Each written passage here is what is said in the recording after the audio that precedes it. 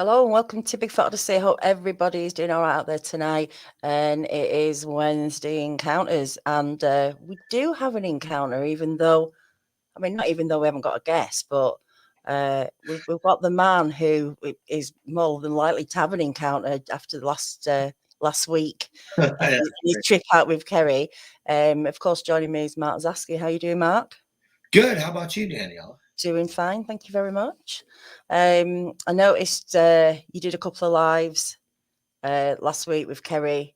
I only got to see a little bit of them. One was you screaming, shouting vocals out like really loud. I was like, what on earth is he doing? And Kerry like sweating and, yeah, like getting the nervous vibe off him. I didn't watch too much of it, but I'm guessing, you were in the thick of it. What was going on? Well, we went into a very specific spot, and it's had a lot of activity over the last 7 years, and we knew we were going to do all this stuff when we were planning it, to shoot the crypto reality Bigfoot Odyssey. So I've been just laying off my spots, and I didn't really know what to expect. And so, Kerry came into town, and once we got everything settled, we decided what we were going to do the first day, and we put the research off. And I think that, it worked out really good the way it was, because, I've learned like over time, man, just go with the flow and things seem to work out pretty good. You know what I mean? So unless there's a pressing issue, other than, planning on spending time in the exact spot where they've been pulling bodies for the last month and body parts, that apprehension was there for sure, right? And I'm sure it was on Kerry's mind. The place is it's famous for that kind of tragedy, and it goes back 500 years in that area. So I've seen them. Yeah, I've seen them there. Many people have seen them there. So yeah, we planned on it, and what we did though was we eased into it. We went on a daytime expedition first, but we ended up in 3 days doing 5 expeditions. I mean, it was rail. It was nonstop, go, go, go. So when we did get a rest, it was a few hours here and there in between, But yeah, the first night expedition, I wasn't even out of the truck. When he put the truck in park and shut the engine off, you could hear the dinging. And we sat there for a second, like, a few seconds actually. And it's very dark, except for the truck light. So you can't see anything outside. It's just black. And you're blinded when you start to get out. So when I started to get out, he had already gotten out and was reacting to something that was right there. Like within 15 to 20 feet of him, something took off and made primate sounds. And I didn't get to hear it because I was exiting the vehicle. But it's interesting to me that he said that because in 2015, Melanie and I pulled into this exact spot, made the donut U-turn, parked the car, got out, and the very first thing I heard was primate sounds running off. And so when he said that, I was like, it's very strange to me that this is the same thing. You know what I mean? Like, we've heard a creature in there that screams. And I mean, like, he'll come up and scream at you and then scream while he runs away and screaming and running around, breaking things. And he's very careful to not show himself. We caught him on film running off, screaming. And I've been there with other people who've been there with me when he's running around, breaking things, smashing things and screaming, right? And it appears to be a teenager is the way I'll put it, whatever this thing is. It's got human tracks, kind of, They're like it looks like hybrid, right? I mean, it looks like a hybrid. We've tracked him, and so I have his tracks, and they're in films, and audio with his tracks are in films. So I have all this going on, and I'm like, from a research standpoint, I'm putting all this together. Like, this is a pattern we got going here, and this is incredible, for Kerry to confirm just that little bit that he heard them. Kind of thing was moving off, and it may have been slightly different, but this is what I got from the encounter, right? That he, laid out for me. So right then I went into, somebody's around mode. And when that's the case, you just kind of go about your business, not paying too close attention. but then, you film and you pay real close attention actually, but you don't want to give that, that vibe off, because you want business as usual in the bushes. And if you're going after them and you're doing all this, it's not business as usual. You want them to watch you, because then with the thermals, you're going to see them. And that's exactly what happened. It's obviously easier to make yourself known than to try and sneak in. Yeah, well, you're not gonna. I mean, I will admit, I will admit that a few times there had to have been accidental or mistake had to have been blamed for us getting in on them. Either they were sleeping, something happened where we got way too close. They never let us get that close. They never let anybody get that close. So in the end, it's like, the situation that Carrie described to me sounded intentional. Because like I said, we sat in that truck for a few. And like, he waits until Carrie gets out, and then he makes these sounds that are audible. Like, they hide nonstop 24 hours a day. So when they reveal themselves, I don't believe that it's not for a reason, man, especially in this area, because they know people are after them. I've been after them with people for 7 years. So, so he's, to me, I'm like, this is intentional. So anyway, we walked down the levee there. And we didn't have a memory card for the thermal, man. And we were in a severe handicap. And these things were in the bushes, and you can hear them. Carrie several times during a live show, and I heard these things paralleling our position. And when we were on our way back, because we didn't actually have what we needed, and it started to get intense, where you could hear these things in the bushes, man. And you're standing there, and there's no flashlights, and there's no nothing. So this was like a good first judgment for him with no gear. We're just taking a walk in the area, and it was unnerving, man. And so we were just about back to the truck on that first night, and there was something 35, 40 feet away from us in about 4 feet deep of bushes, and it appeared to be coming towards us, which was strange, and it freaked me out, man. I mean, I like ran. You know what I mean? And Carrie was running backwards and running into me. And we were running into each other. Like, this thing was coming towards us, and we don't have lights. We don't have anything that we can, really see them with. So we were like, we're going to end this now. We've had a walk on the wild side here, and we know what we're going to do tomorrow night. And so that's when the whole thing set up, the first night was over, and we were on our way home shaking, because it was obvious that there were creatures in the bushes. I can tell you that in my history in this area, hogs generally will either explode from the bush when you get too close to them, or they'll, ease out, but they don't sit still on you. You know what I mean? Or try to come towards you, or give the inclination that they're coming towards you and then not come out. You know what I mean? Whoever was in there was rumbling the bushes, but not coming out. That's indicative of, I don't want to be seen. Not, I'm a hog and I do like arbitrary things that anybody like take a shot at. You know what I'm saying? So anyway, I was remiss that I didn't have the necessary technology that night, and that's on me. But it was educational. And I think part of it that we didn't intrude with lights and all of this stuff set up, I really believe it set up the second night. Because when we went in there second night, it was worse. It was way worse. And they were right there around the outside of that hill. And we could hear them, We heard audio the first night on at least 4 or 5 occasions where I heard, no kidding, it was like this. I mean, just exactly like that. And it's like over the top of this like 6-foot hill, 40 feet beyond that. That's it. It's like 60 feet away, dude.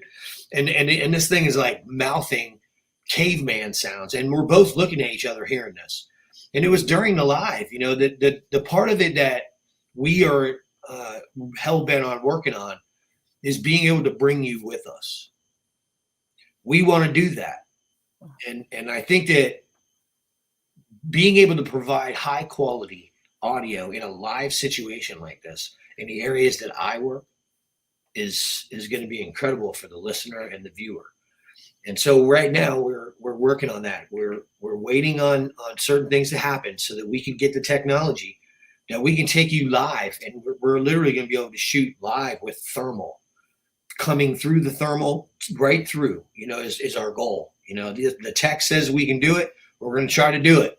So if we're there and all of this is going on, our goal is to give you, all of you guys, the way, like, you're going to see what we're seeing while it's all happening. And that's been my goal for a long time. So for it to be a possibility, the other night we saw very clearly that we could have accomplished this, because on night 2, a creature, I mean, this was one of the craziest things in 7 years. And I've seen some crazy things and had crazy things happen that are like beyond most people's experiences with research, right?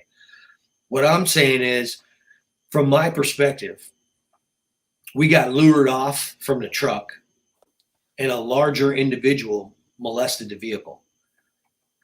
There are visibly coolers in the back of Carrie's truck, first of all, 2 or 3 of them. The other aspect of it is when we walked away from the truck, I left the driver's side window down. Right. I didn't even know that. Carrie told me that after the fact when we got back to the truck. So because I didn't intend on wandering off, you know what I mean? I was like, that's probably not going to happen. You know what I mean? Not with all of this going on. But after everything that happened, we decided to take a walk, you know, and we hadn't heard any screams or anything like that, but we could hear the bushes moving and the grunting. And I mean, big time grunting. It was like, you could just hear it, and it wasn't hogs, man. It's not hogs, you know. And so I turned the thermal on, and we went to go for this walk, and we were hearing the bushes, and then all of a sudden Carrie goes, it was audible stick crack, and it was about 60 yards, and Carrie's like, right here, and then I go, where at? Give me 12, 1, 2, and he's like 2 o'clock, and I hit it with the thermal and hit record as I spun and hit record. And as I spun and hit record, an individual that looked to be about 7 feet tall had it was a perfect thermal image of a Bigfoot. The head right down the shoulders, and the shoulders disappeared into the bushes. He went at blurring speed as I hit record down in the bushes and around the back of the tree. And you could plainly see this. And how far into it was it? Because I might be able to bring it up. What's that now? How far into your videoing into that live? Well, Carrie's like, it's 2 o'clock. It's 2 o'clock. So I'm filming it, and you can't see it on the live footage, but you can. And I'm still reviewing the thermal. This wasn't where I haven't reviewed that part of it yet. What I reviewed was what I actually saw through the thermal. At one point, now let me just finish the story here, because this is incredible, man. This individual appeared to run back towards the truck. I saw it on the thermal. The fingers of the palm fronds are all crossed and layered and all this, and you can see the heat signature plainly move back. He went around the tree and went back towards the truck. And I like even went like this, thinking he went that way. But I'm looking back at the truck. It's 200 yards or 300 yards, something like that. So anyway, I keep looking back at the tree thinking, okay, maybe he didn't go that way, because I didn't see anything else. But the saw palmettos are 6 to 8 feet high. And they're thick. So he could have went that way. My thinking. Anyway, I keep looking to make sure he didn't go the other way. So I'm following up, going that way. And all of a sudden, Carrie's alarm goes off in his truck. Mm-hmm. Within 1 minute of that thing taking off from behind that tree, Carrie's alarm went off. And so I'm kind of like stunned, and I'm looking, thinking, is that what I think it is? And then you can see it, because Carrie's truck looks like a spaceship in the woods, man. I mean, it's got like lights on it everywhere, right? So it looks like, the scene where Richard Dreyfuss in Close Encounters is sitting at the train tracks, and it's like, literally, that's what his truck looks like out there, right? And I'm like, I can't believe this is happening. And Carrie's like, dude, my alarm's going off. And it's like, it took a second, I think, for both of us to register the possibilities of being in the middle of nowhere for the second night, having Sasquatch around, and then your alarm going off, right? So eventually it sunk in, and like we started to move quickly towards the truck. We were moving towards the truck, but like it was interesting, because as we were moving towards the truck, you could hear things out in the prairie moving with you. So I kept spinning around and stopping. And I think that stopped Carrie a few times because I'm hearing something, you know what I mean? So anyway, we go and we get over to the truck and he's like, don't touch anything. And we're looking and we're looking and we're looking and he gets it shut off. And visibly there was a palm print on the side. Now, whether or not it was a Sasquatch, there was a palm print, and then there was like another spot that could have been like maybe part of a finger. Okay. We didn't see anything really. I mean, it was like, we checked the truck, and it's all, on thermal and all that stuff. But right about then, we started hearing the bushes again on the other side of the hill.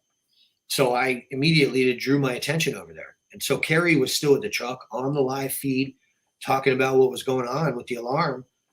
And all of a sudden, man, this thing that we've heard on several occasions, man, and several people with us just starts tearing off through the bushes. And you can hear him running. And he's screaming. This thing is screaming. And it's screaming like, like shark attack kind of screams that are like out of control, terror, kind of like horror movie kind of stuff, And we were just like, and I knew what it was. And so I'm like trying to get it on film, and I'm thinking we're getting it on film. And of course you can't hear what you're filming. We didn't realize that all through the footage there's electronic interference while these creatures were around. We have electronic popping and cracking and zapping and all these kind of sounds in the thermal footage that I shot. And when he's running off and all that stuff around there, you can hear this electronic interference going on. It's on the footage from Carrie's camera as well that was sitting on the tailgate. We're filming into this hole and everything's fine. And then suddenly there's electronic interference. Weird. You start hearing stuff in the bushes, right? So this thing's running off and I'm thinking, okay, well, maybe that's a ploy to make us think he ran off. So let me film around the bush right here. So I walk around the other side of the levee and I start filming right down the side of the hill that we're standing behind, but I'm doing it lengthwise now. And that's when he started to scream again. And you could plainly hear him running off again. And I'm like, there he goes again. And right then I see somebody peek around a tree. And it's a lot closer than that sound. It's, 60 yards, if that. Wow. Yeah. And I was so like out of breath, freaked out, scared to death and everything. And it was only there for maybe 30 seconds total. And it was moving between the trees and there's movement, in the thermal video, but it's absolutely a heat signature. That's what this device identifies. And it's between two trees. And it turns out after reviewing the footage, there's a high probability that it's the Bigfoot that I saw in 2019 through a thermal and had a thermal encounter with that I drew a sketch of that actually I think I gave to Jedi Squatch on the 168. He had to leave. So we felt bad. So I was like, man, here, I want to give the sketch to you. You know what I mean? And so he has my eyewitness sketch, but in the end, it looks on the video and I put a comparison overlay and you can look at these two things and it's definitely the same species, if not the same individual. And it's 1, 2, 3, 4 years later, 3.5, 4 years later. And and the funny thing is we were filming Bigfoot live on Bigfoot Odyssey. And like I said, to catch a thermal signature that resembles a drawing of a Sasquatch is significant, let alone being live on YouTube. You know what I mean? Yeah. Having all that stuff. It was unnerving, but, I'm quite actually really, really happy that we, were able to do that for you guys, and it's like interesting because when you're listening to it, I can tell you it's not the same. It's not the same. I was listening to it. I'm like, man, we sound like a couple of sissies over here. You know what I mean? I'm like, man, but when we're in there and this thing is jumping through the bushes or shaking the bushes or doing whatever, it's like, you don't know if there's going to be a 350-pound boar that busts through there. You know what I mean? Because you're not seeing the individual. It's pitch black. You just know there's something big and it's got a real low growl grunt or a super high pitched psycho scream that sounds like, more decibels than you ever heard anything come out of anybody living, for sure. And it was obviously human-like, you know what I mean? It was primate. I'm going to say it. It was like an ape. Carrie said it on live on air. It sounded like an ape man, period, you know? So Yeah. that I was think it. it's great. I think it's a great idea doing the live. You know, I do live walks. It's nothing compared to what you guys are doing, but there's something about people coming along with you live and being there at the moment with you. Yeah. It means a lot, but also the transparency of it. You know, they're listening to it at the same time that you are, Yeah. and it's all recorded. You can now, with metadata and everything, Yeah. prove that that is what you did, where you were at. You know, it's getting better for people, you know, for guys like you doing this, Yeah. technology wise. But you know, all I just keep thinking is just how dangerous it all is as well. And I know, you know, maybe after all these years, you've maybe think they've had plenty of opportunity uh, to get you, but for some reason they're not.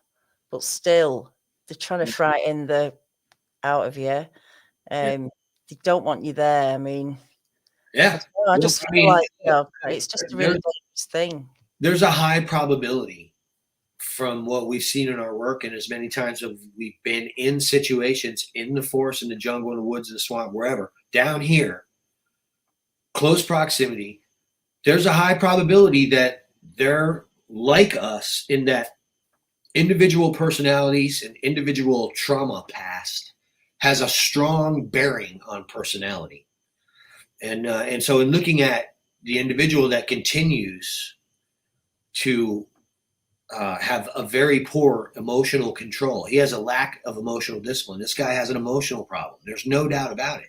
This is the third tantrum that was witnessed in this exact 100 square yard area. I mean, this is like, this thing has an emotional disability or something. And so I start thinking, the other ones will never even let you know they're there. And unless you have technology that can basically see through the bushes, you never will. Or something, right? So this thing has something wrong with it because it's disobeying every single natural law of these creatures. Mm.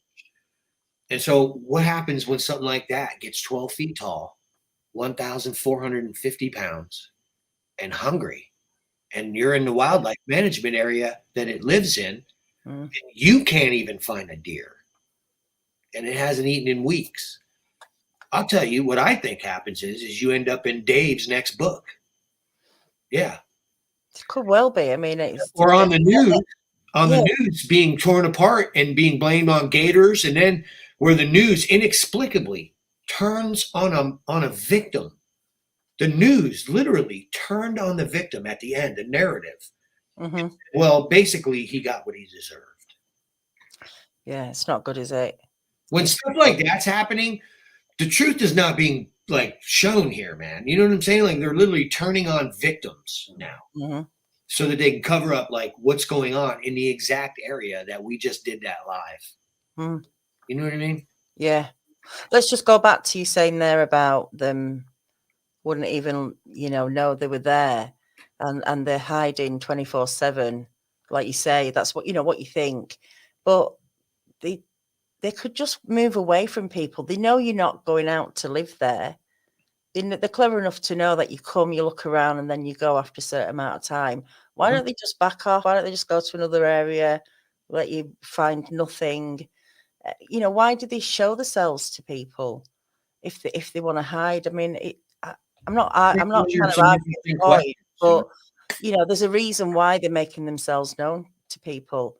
Like Jimmy Barr, the young one that he saw when he was a kid. He That's said true. he said if that hadn't made a noise, he wouldn't have known it was there, and he wouldn't have gone looking for it. So there's something, some are curious, some want to interact, and like you say, some don't have any control, or they've had a bad experience maybe with a human, or I don't know. I mean, there can be many reasons. Well, I mean, I spent a lot of time out there, right? And so what you get if you just stop doing your human stuff is like some wind, and the trees touch each other every now and then, and a bird, and there's your basic forest existence. So when we come in, we have all this disturbance and we create a lot of chaos in an environment that has absolutely none. And so I really believe that out of curiosity, they come close.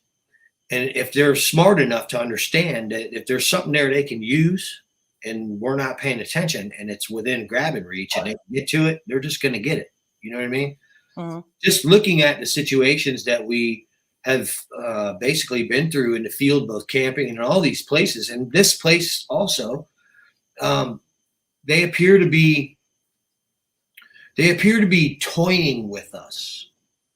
Yes, observing us constantly, but you got to understand this area has had researchers and law enforcement in here harassing these guys for a long time, and it's not just us. Mm-hmm. Law enforcement has been in there literally managing the place and burning it and burning them out and burning the habitat and burning this and burning that. And it's interesting because the history with these guys goes way back before the management plan was started in the late 70s. So when you look at it, it's like, I just oftentimes wonder, if, recording this folly, is it humorous or not? Because the bottom line is what are you trying to manage? What are you going to manage? They're not managing anything. They're managing to look like they're doing something wrong, obviously, like if someone's paying attention and we are, but you're not really managing the Sasquatch, It's like they've been here forever, and they're going to be here long after you retire and tell the next guy to cover it up. You know what I'm saying? Mm. They're going to be doing it in the same areas for the next 100. The only way to get rid of these things is to get rid of them, and you can't do that in this area. This is America. You can't just call in a bunch of troops and a bunch of helicopters to kill a bunch of monsters and not have the whole area find out about it. But literally, how else are you going to get rid of them? Exactly. G makes a good point. Daniela, would you move out if someone moved into your home, or would you stand your ground?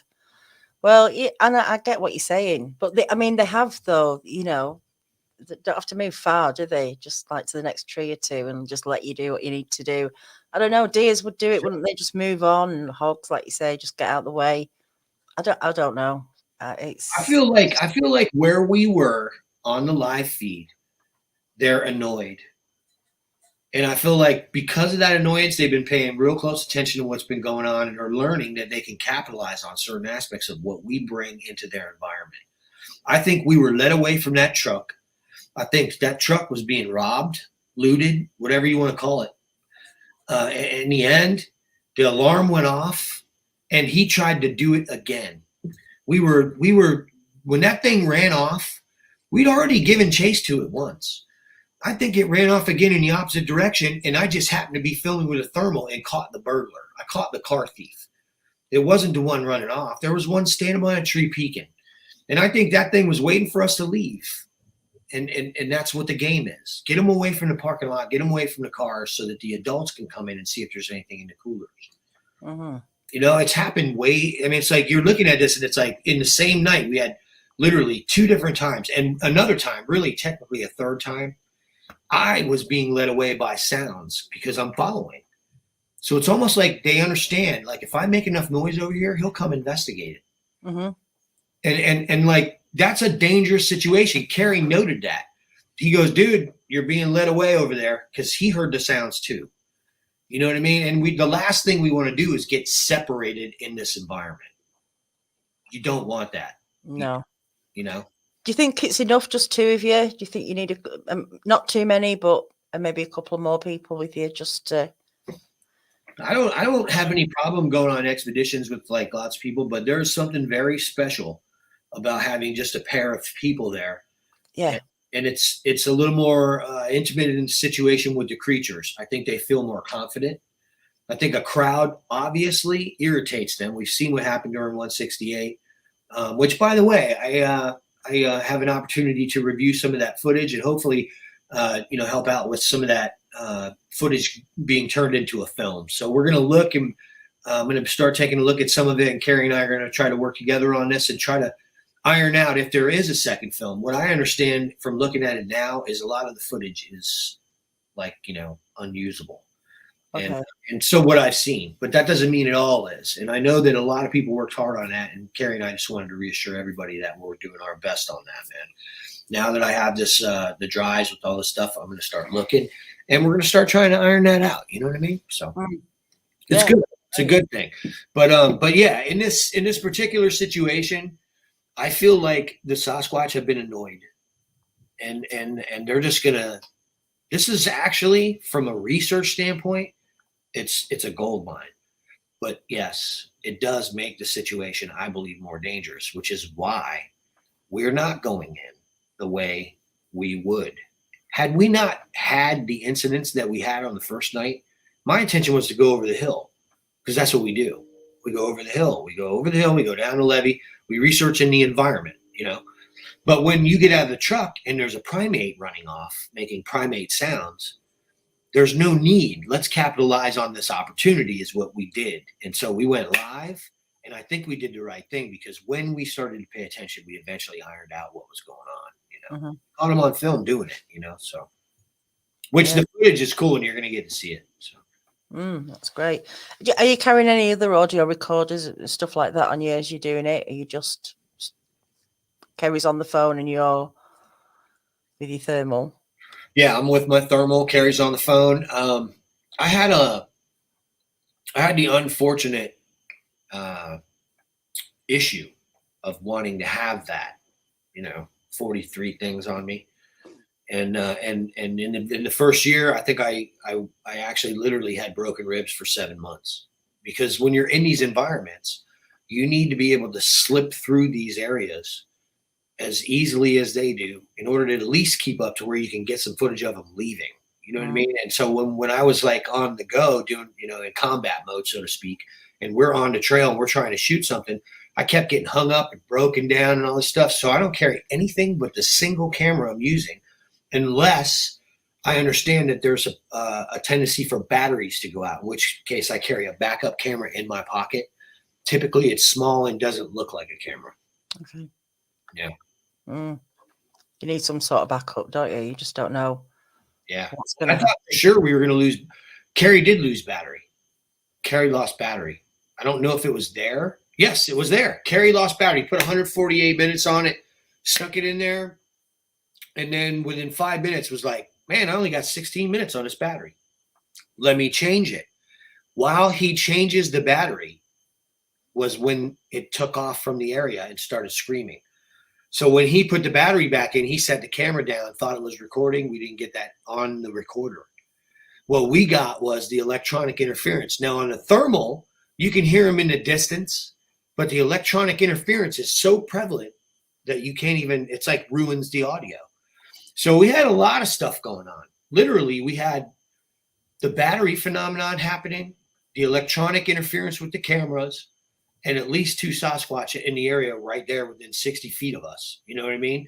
I think that's like, you know, beyond that. What is it? The trifecta is the trifecta, but this is like, you know, 5 different things. You know what I mean? Yeah. At the same time and live. You know what I mean? So, but I was just astounded. I was really focused heavily on what was going on around us and being able to document it while he was handling the live. So cool. So what's the next stage with this then? What equipment are you needing or are you using? Well, that's the cool part, man. We had a meeting with somebody on Saturday, and it looks like we're going to get an upgrade, and so we're excited about that. What we're doing now is we're doubling resolution on the thermal and doubling the distance. Plus, it has a zoom and Wi-Fi capabilities where we'll be able to go live in the field.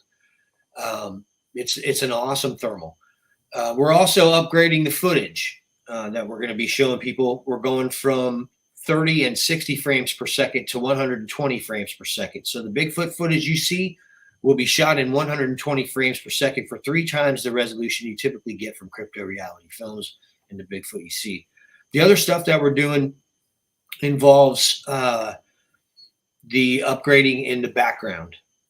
And in the background, where production is concerned, is really where, you know, my job gets tough. Like the field stuff is a pleasure, and it's really exciting, and I love doing it, and it's fun, and it's a hell of a job. But the background after that, getting it to the public, is where the real work comes in. You know what I mean? And you got to know all this tech. And so we're upgrading in the background, and it's gonna up our production value, and the production period is gonna go up, the volume. So we're really looking forward to that.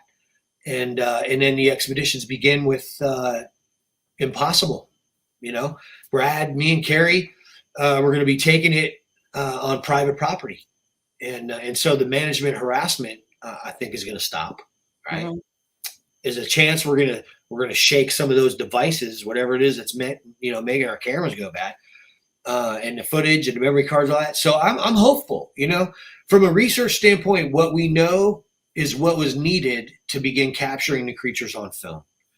And I'm glad we took the time that we took to learn what we need to know, you know. And what we found is that their behavioral patterns are pretty similar everywhere we go. So we're looking at what we're about to do as something significant, because where we're at right now with the technology and the ability to understand how to capture them on film and create, really the important thing is being able to create situations that they're interested in, so that they will come in, so that they will allow you to catch them on film, you know, by trying to observe you, which is this is how we're doing it, right? We're creating situations that they're interested in, period. And so when you look at it with this upgrade in technology, I don't know, man, if things continue and what I think is going to go on, and what goes on private properties, is these things are basically unmolested.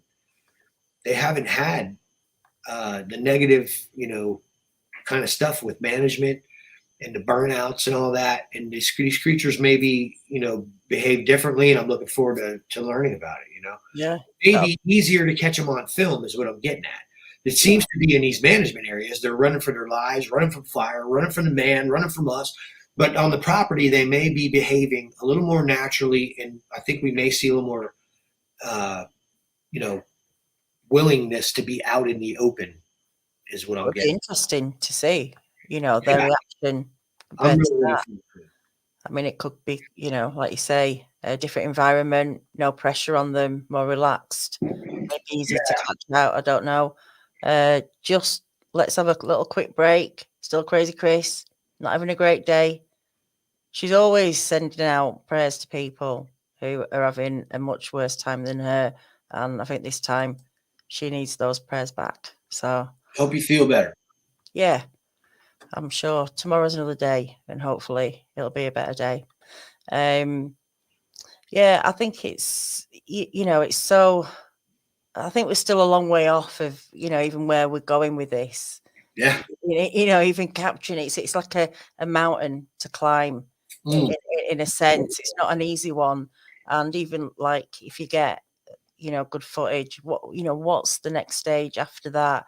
But it's just getting that. If we could really get clear, I know you're capturing stuff, but it's getting. I think what it is, man, is we need to be able to provide an experience for people, man. You're in your studio in another country. There's absolutely no way that what we've experienced, what we found, and what we know can come across to you the way we want it to. So I really consider expanding the experience for people as the way to help people to understand that this is really happening, and that regardless of the separation, real is real. And so, but I think people need the experience. So like I said, man, I'm adamant about virtual reality and taking Bigfoot research into the virtual reality realm. Live realm and virtual reality, I think, are the next phases for crypto reality. And I look at what Carrie and I are doing. It's cutting edge stuff, man. You know what I mean? We're in the field and we're live and we're interacting live. Like it was great, man. It was a hell of an experience. The danger factor, that's yet to be seen, man. You know, this new thing allows us to stay back and feel a little bit safer. So are we? I don't know. I saw something within 60 feet of us that I didn't know was there. We had a feeling, like you, I have a feeling that what they're saying is real, you know, but in the end, if you don't see it and you don't experience it, and it's like, there's definitely a difference between what I was thinking and what I was feeling before I caught that thermal signature when I was standing there and after. Afterwards, I backed up off of that levee and went on the other side of the truck with Carrie, and I was like, there's a Bigfoot around here, man. Okay? This is happening. And this thing is here, you know? And there's a very big difference in how you feel, because you know to your core. But that's because I was there and I saw it through the thermal. Well, if you're there in your Oculus and you're standing next to me, you'll be able to see it. Yeah. It's you looking at it. You know what I mean? And that's the experience, you know, the sounds. If something moves on your right-hand side, like it did when Carrie and I were standing there, you're standing there and you're going to hear it in the bush next to you. You know what I mean? It's not on a screen somewhere. So the experience is incredible, and I really believe that can help. But as far as like the Impossible show goes, we have 3 planned, and in executing those 3, I believe in the next 2 months we will begin that. You know, so I'm hearing the Panhandle. We'll see. Right. Okay. Yeah. You're right about taking people with you, even on a virtual journey, because people don't have a clue unless they've physically gone out and done something. And it's a much bigger picture, isn't it? It's very easy to sit back in the audience and go, why haven't you? And what's that? And it's so hard to translate if you're not there experiencing it at the same time. So I think it will change the way maybe people will just respect people a little bit more, those that are going out, actually doing something. And even if they're not coming back with what they're expecting you to come back with, that's the problem, is the expectation of, you got to get that clear footage, and it's just not that easy. I mean, we've how many years till we're getting to this point? That's right. Yeah. And it feels like now we maybe are on the steps to getting something more solid. But then, like I said, then what? You know, it's such a long sort of journey, this, and where's it going to end? You know, that's the one, is where is it going to end? But there's still so much more to do yet, and you're doing it, you know.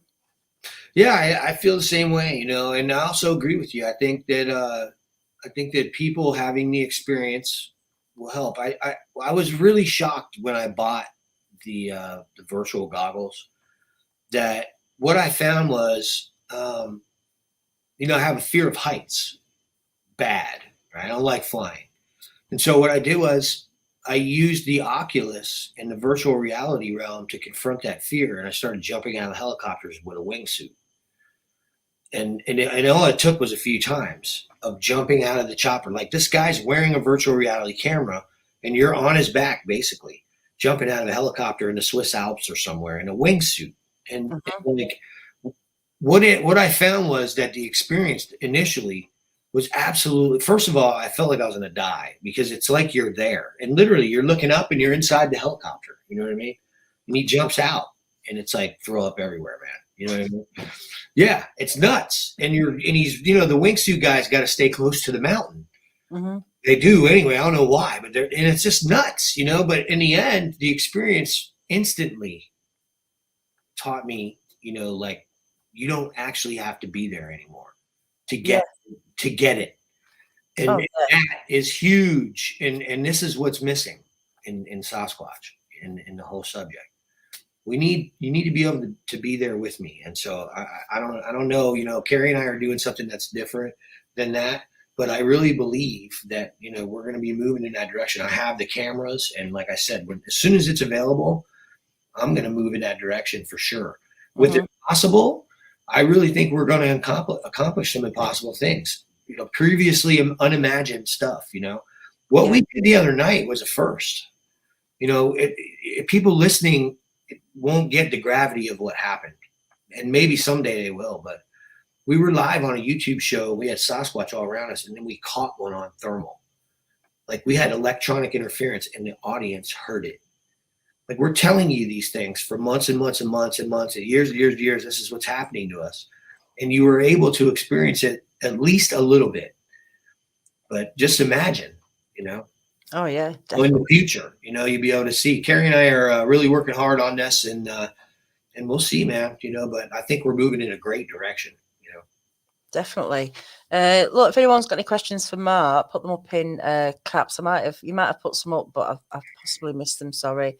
Got one here though from Coin777.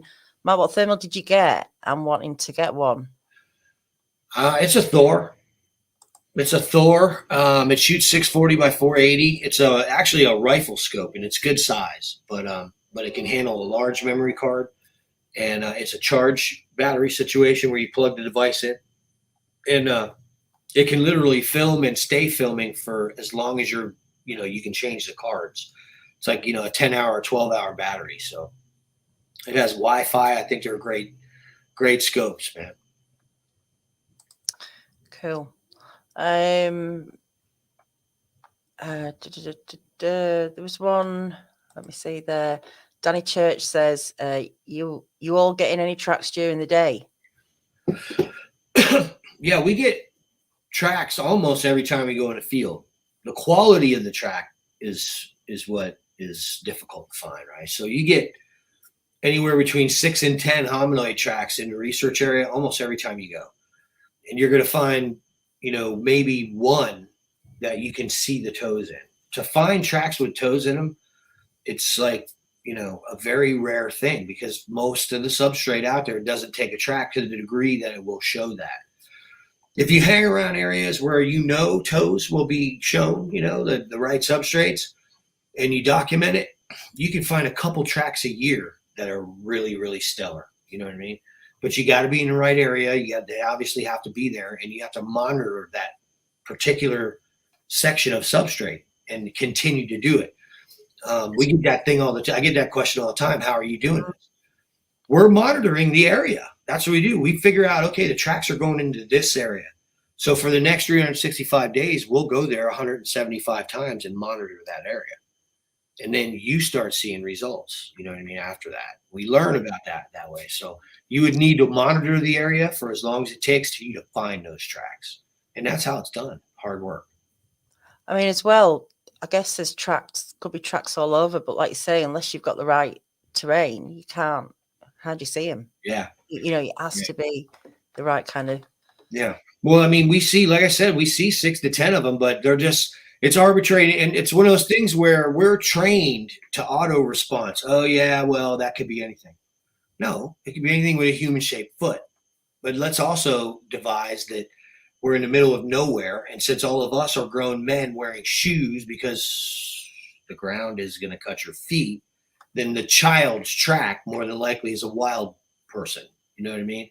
We know they exist. I mean, that's the thing, right? See, once you get there, all the evidence starts making sense. It's just that when you do that, you have to step outside of what governs rational science to do it. You're working in a realm where you don't see the subject, but you have constant data stream that the subject is there. So obviously, when you see these tracks, if you follow them into the right substrates, there's a chance you're going to find those really defined tracks. But the more we research, the more we see that, there's so many things that we assume based on previously stated Bigfoot information that really aren't applying. And it's got a lot to do with tracks. We're not always seeing these flat tracks in these areas, and it's important for people to understand that we're dealing with a hybrid species that has, and if the DNA is correct or was correct, says that it's modern human and an unclassified hominoid. But the modern human part gives it the chance to express more of that in different individuals throughout the genealogy. So you may have some that are more human and actually have an arch, is what I'm getting at. Yeah, it's interesting. Or some of them have something that's in between. You don't even know exists yet, So that's what I mean. You don't, we don't know about all that stuff, but where the tracks are concerned, man, if you're in the area, it's like a given. Well, they live there. So yeah, you're going to find them with the birds tracks. You're going to find them with the raccoons tracks. And that's like the identifier. You go in, you see a healthy ecosystem. I just look at it and I say, where's the Bigfoot? Because the bottom line is it's a healthy ecosystem, and they're a part of this continent, so. I think research is evolving as well, isn't it? Like you say, things aren't maybe how they were, but that's what happens. And literally, we don't know that much to know what we know or what we think we know. We add a lot to things to try and make sense of stuff. I mean, I hope one day, all the facts are there and it's really clear what is what. That would be very interesting to see. Yeah, where everybody lines up. Yeah. Yeah, I'm dying to see, you know what I mean? I look at it, it's like, okay, well, yeah, I would be remiss to think that I'm the first person to kind of come through this gate and figure it out. I'm pretty sure some other people came before me and probably got roped off by the right organizations. Mm-hmm. And they've been in there for decades, and who knows the information they have. We could be looking at, beyond gene studies and you know what I mean? And all this stuff, the physiology of the creature completely understood, bone densities, the whole thing, you know what I mean? Yeah. And that stuff, I really think, exists, that information. I think, it's a shame that the general public isn't afforded the opportunity to reap the knowledge that their tax dollars actually create. But in the end, yeah, tail for another channel, right? Yeah. Think of another name now, won't you? Right. Well, Hilton's asking, did you and Kerry try and test how much it would take to set the alarm off on the truck? I didn't, but I did ask Kerry, and Kerry said that you got to move that truck, man. You got to move that thing. You know what I mean? Okay. And I know my truck is the same way. I can bump it. I can even pull on the handle on the door. But if you snatch on it one good time, you're out of gas. You know what I mean? So. Yeah. Well, that's fair enough, isn't it? Yeah, I mean that's what he said. So makes sense. I can't remember. I think it's interesting. Oh, okay, go ahead. Here's a question right here. Mark, would it be possible to estimate when we could possibly see the thermal of the tall creature? Yeah, you can actually see the image, a few images from the thermal encounter when the exact moment that thing's running off screaming. I'm filming this individual. I posted on Crypto Reality YouTube. Okay. And, just a few images, but all of that stuff is going to Kerry, and it's going to be in the Crypto Reality Bigfoot Odyssey film. So look for that because we're going to give Kerry exclusive rights to it. So for the film. So we've got a couple of images, and then he's going to have the footage for the film. Yeah, but if anyone hasn't gone and subscribed to Crypto Reality, you're back on YouTube. You've been there quite a while now. You do regular lives, regular chats, and you're always posting something on there. So, oh yeah, I recommend people to go and. There's the scope. Oh. That I filmed the Bigfoot with. Oh. And as you can see, it's duct taped. I wondered what that was. I thought it's a 400 milliamp battery so that I can film with this for 10 hours straight. Oh, wow. Yeah, but the scope itself, and yeah, that's a rig, but they don't make what you need.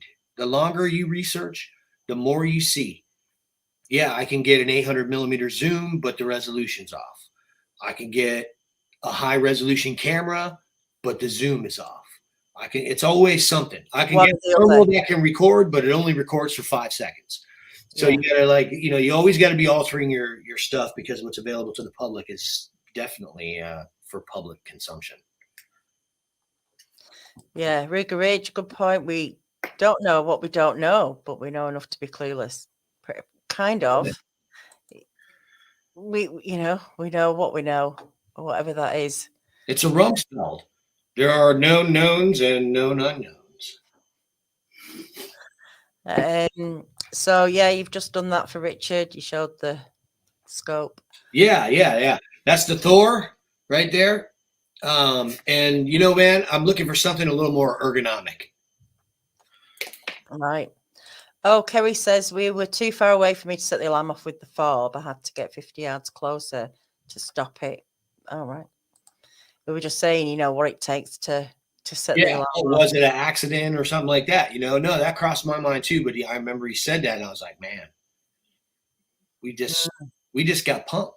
Yeah. We were laughing about it. with the weight of them, if they're as big as, we think they are, it wouldn't take much to lean on a truck and set something off. No, not at all. Well, I mean, like I said, they see real good at night.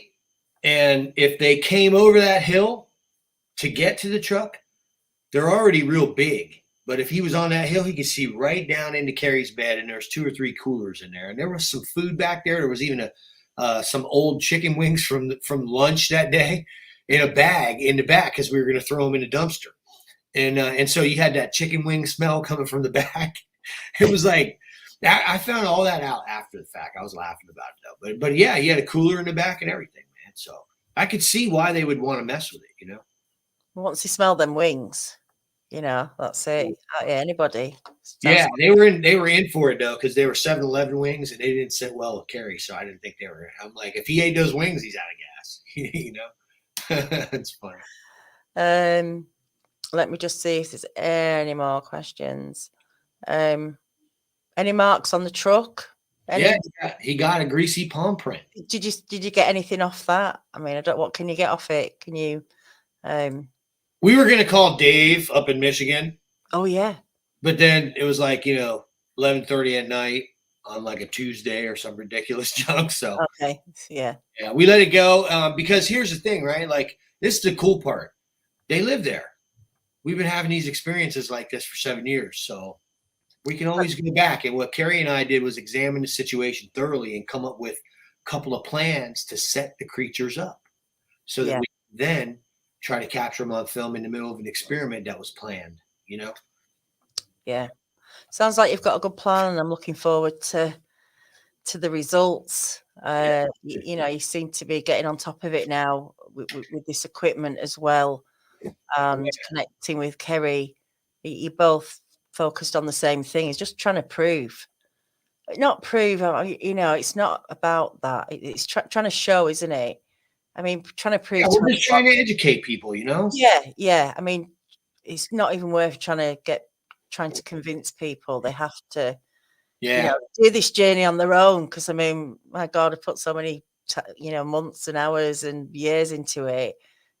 People have got to do that with this subject. That's the, kind of upsetting thing for me. Not upsetting, but you can't just explain this in 5 minutes to someone. What this subject's about. Yeah. And we should be able to just, be able to explain it in a few sentences, but it's not that easy. You have to take this pill, come down the rabbit hole, and you've got to get involved in this to really know what's going on here. But it's great that you're going out, doing it with Kerry and sharing what you're getting. So, but look, we have come to the end of the hour already, just soon like that. It went so fast. It did. My gosh. I know. We should do it again. Not now, but we might. Next time.